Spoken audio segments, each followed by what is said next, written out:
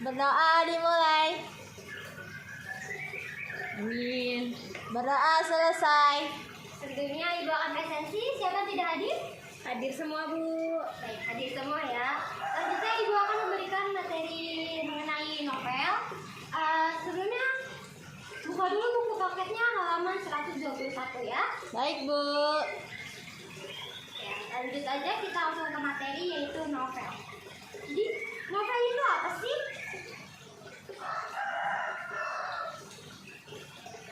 Novel.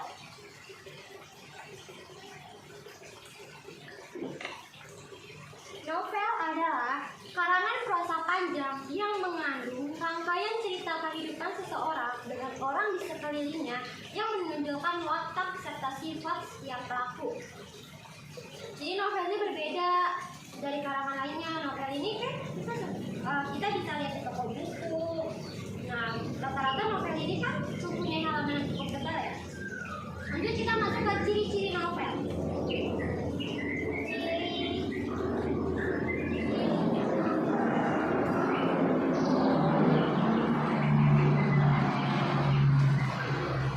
Tahu nggak sih kalian ciri-ciri novel itu apa? Apa aja, Bu? Nggak tahu. Jadi yang pertama ciri-cirinya itu memiliki 35.000 kata atau setara dengan 100 halaman. Yang kedua, tema dan alur cerita di dalam novel cukup kompleks. Yang ketiga, berbentuk narasi, didukung deskripsi dan percakapan. Terus kemudian yang keempat itu alurnya berkembang. Yang kelima, tokohnya banyak dan memiliki lebih dari satu karakter. Yang keenam, latar bergerak dan beragam. Dan yang terakhir, cerita disertai perubahan nasib tokoh. Nah, lanjut struktur novel.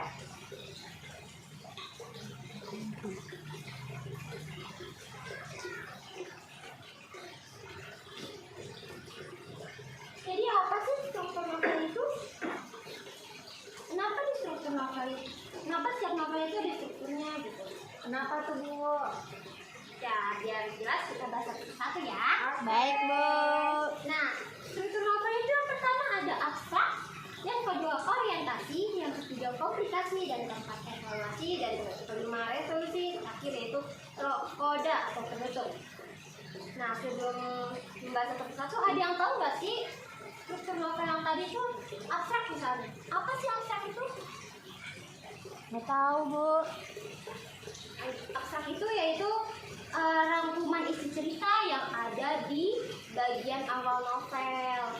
Sedangkan orientasi itu tata novel atau yang dimaksud itu kayak waktu kejadian, suasana, hingga tokoh-tokoh yang ada dalam novel. Komplikasi. Jadi komplikasi itu tentang urutan kejadian cerita gitu, mengandung urutan sebab akibat, kejadian peristiwa. Jadi komplikasi itu awal mula munculnya konflik dalam cerita. Kemudian ada evaluasi. Nah, evaluasi ini klimaks masalah yang terjadi pada novel sehingga bisa turut merasakan perkembangannya. Nah, yang kelima ada resolusi. Apa sih resolusi itu? Resolusi itu biasanya cara penyelesaian konflik dalam cerita. Nah, resolusi ini juga sering disebut sebagai ending atau akhir nasib sebuah tokoh dalam novel. Nah, terakhir yaitu kode atau penutup. Jadi penutup cerita ini membuat pesan-pesan moral, kode juga bersifat opsional, gitu. Lanjut kita masuk intrinsik novel ya.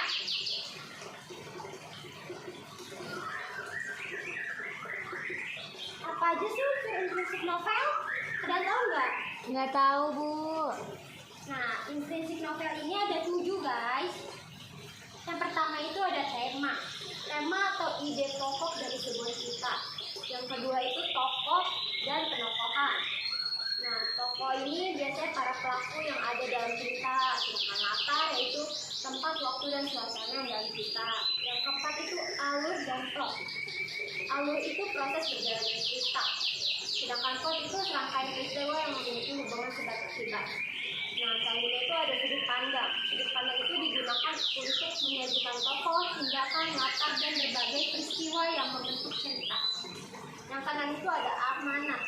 Amanat itu pesan yang disampaikan penulis atau pengarang kepada para pembaca. Yang ketujuh ada gaya bahasa. Bahasa itu penggunaan bahasa dalam karya oleh penulis atau pengarang karya tersebut. Nah, selanjutnya ada eksplisit.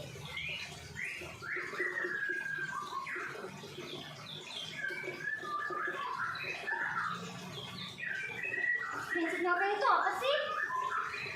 Jadi unsur-unsur pembangun yang berasal dari luar novel. Gimana sih maksudnya? Nah, unsur intrinsik novel itu yang pertama ada nilai-nilai kehidupan. Nilai kehidupan yang dimaksud apa sih? Yaitu nilai moral, nilai sosial, budaya, dan etika. Nah, kemudian ada lagi latar belakang pengarang. Nah, latar belakang pengarang ini apa aja sih? Ada riwayat hidup pengarang, kondisi psikologis pengarang, terus aliran sastra yang dimiliki oleh pengarang. Yang terakhir yang ketiga itu ada latar belakang masyarakat. Nah, latar belakang masyarakat itu ada apa aja sih? Nah, yang pertama itu ada kondisi politik, ideologi negara, kondisi sosial, dan kondisi perekonomian masyarakat. Nah, yang terakhir yaitu kaidah kebahasaan novel.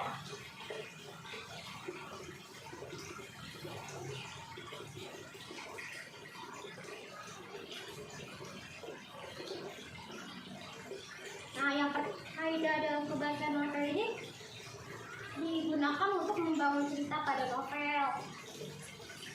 Nah, yang pertama itu ada ungkapan. Ungkapan adalah gabungan kata yang maknanya sudah menyatu dan tidak ditafsirkan dengan makna unsur pembentuknya. Contohnya kayak apa sih?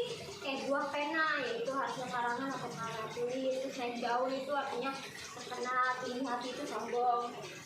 Nah, yang kedua ada majas. Majas merupakan pemanfaatan kekayaan bahasa, pemakaian ragam tertentu untuk memperoleh efek-efek tertentu. Jadi majas memiliki beberapa jenis, yaitu majas perbandingan, majas penegasan, majas pertentangan, dan majas sindiran. Yang ketiga itu ada peribahasa. Peribahasa merupakan kelompok kata atau kalimat yang disusun.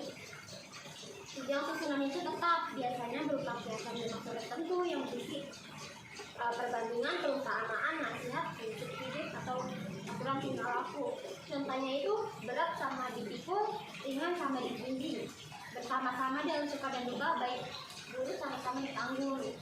Tapi ada bersebelah tangan. Artinya apa sih? Jadi kebaikan yang hanya dari satu pihak gitu.